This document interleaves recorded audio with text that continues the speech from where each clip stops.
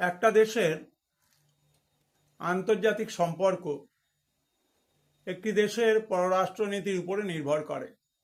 In the light off history, ইতিহাসের আলোয় আলোচনা করব চতুর্থ সেমিস্টারের একটি গুরুত্বপূর্ণ অংশ।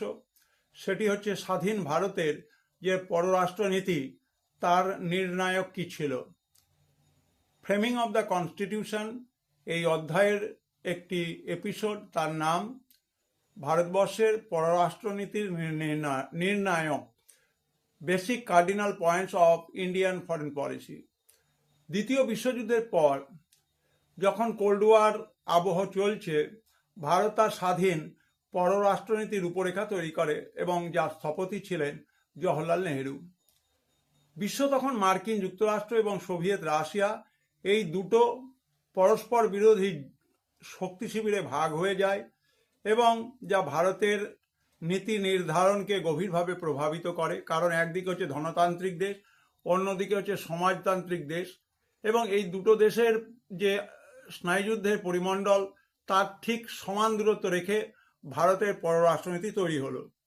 এবং এক্ষেত্রে ভারতের ভৌগোলিক অবস্থান, ঐতিহাসিক ঐতিহ্য, অর্থনৈতিক প্রয়োজনীয়তার মতো বিষয়গুলো মাথায় রাখতে হয়েছিল। ভারতবর্ষের যে ঐতিহাসিক পরম্পরা, ঐতিহ্য, গৌতম বুদ্ধ, সম্রাট অশোক, মহাত্মা গান্ধী প্রচারিত অহিংসা এবং বিশ্বশান্তির আদর্শ, তা কিন্তু ভারতের পররাষ্ট্রনীতির একটা নৈতিক ভিত্তি বা মোরাল বেস তৈরি করে দিয়েছিল। ভারতের স্বাধীনতা সংগ্রামের সময়ে সাম্রাজ্যবাদ বিরোধিতা এবং বর্ণ বৈষম্যবাদ বিরোধী চেতনা স্বাধীন ভারতের বিদেশ নীতিতে গুরুত্বপূর্ণ ভূমিকা নিয়েছিল।